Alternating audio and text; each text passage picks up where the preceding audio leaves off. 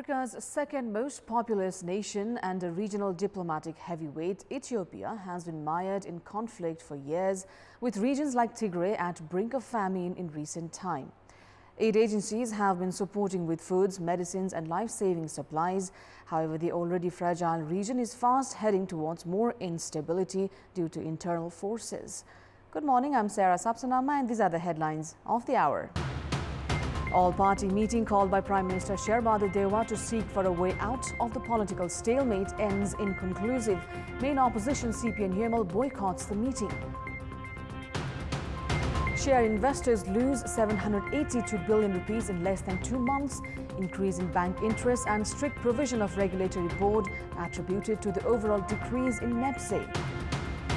Ethiopia expels 7 UN officials 2 days after the world body warned government blockade of aid had forced northern Tigray into famine.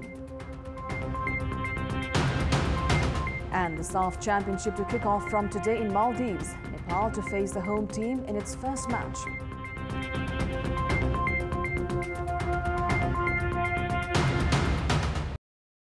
The government has blamed the main opposition CPN UML of unwilling to solve the persisting political issues by skipping all-party meetings called by the Prime Minister. Premier Dewa had called the meeting of all parties at the House of Representatives in a bid to end the ongoing parliamentary stalemate. The main opposition CPN UML boycotted the meeting, saying that it will not attend the meeting until their demands are fulfilled. Speaking after the meeting, government spokesperson and Law Minister Gyanendra Bahadur Karki informed that leaders dwelt on ending the ongoing obstruction of the parliament. Now, the statute convention of the main opposition CPN UML is all set to begin from today. The convention will look to mainly amend the party system and structure. In the inaugural meeting, an amendment proposal on parties' political, structural and statute will be tabled. The convention has been considered as a preparation to finalize strategies targeting the upcoming elections. More than 5,000 representatives will be in participation at Godavari-based convention center.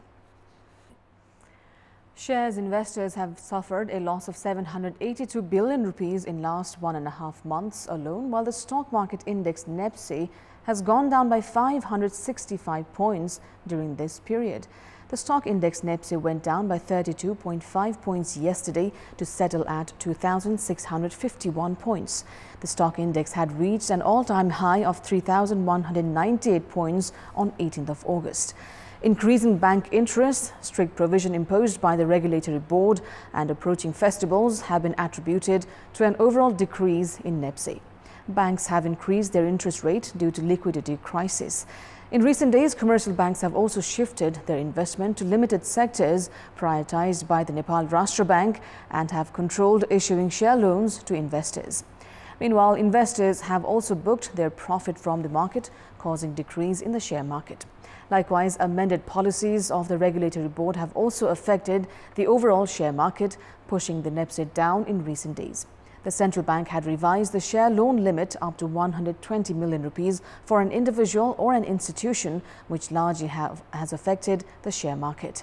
Meanwhile, the interest rate and liquidity crisis in the market still persists, even as the Nepal Rashtra Bank has already issued a total of 110 billion rupees repo in last 1.5 months alone in a bid to control surging interest rates.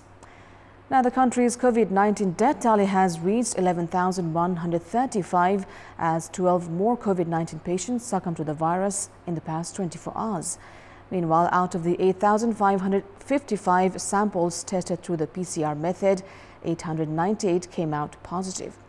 Kathmandu district reported the highest 267 new cases, followed by Chapa with 75, Lalitpur and Kaski with 65 cases each, and Morang with 55.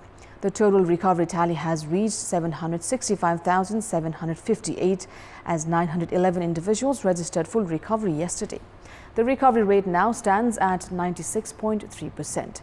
There are 18,168 active cases at the moment, out of which 353 COVID patients are receiving treatment in ICUs, 117 in ventilators, and 16,878 are in home isolation. 289,381 individuals received COVID-19 vaccines as of late. In our Public Voice segment, we've asked in provincial headquarters, why has there been a lack of coordination between provincial government and the federal government? Let's take a look at what they had to say.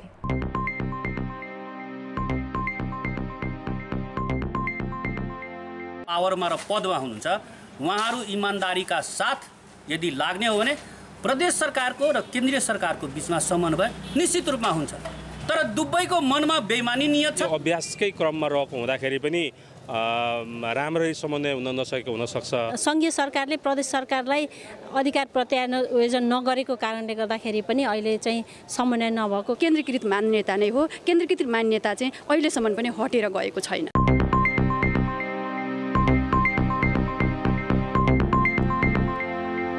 Time now for our segment Public Pulse, where you text us with your opinion.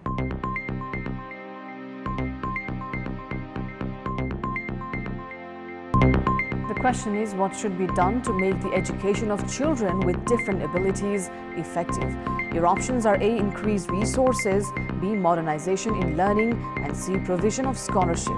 The voting is on. Type NEWS, select your option A, B or C and send it to 34001 to share your opinion with us.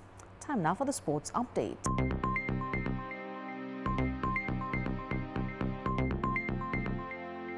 The 13th SAF Championship is scheduled to kick off in Maldivian capital Male from today.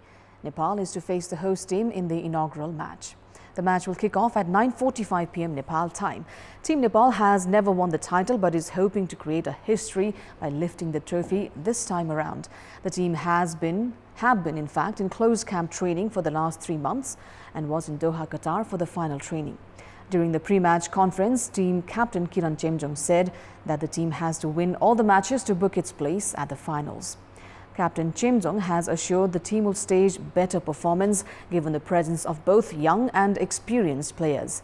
Nepal has so far reached to the semi-finals of SAF Championship on 3 occasions. However, Nepal has never been able to defeat Maldives so far in the tournament. In its preparation matches ahead of the championship, Nepal had played 4 friendly matches against national team of India and Oman and a club of Qatar under coach Abdullah Al Mutairi. The team had faced 2 defeats, 1 win and 1 draw. That's all for the moment. Thank you for watching. Bye for now.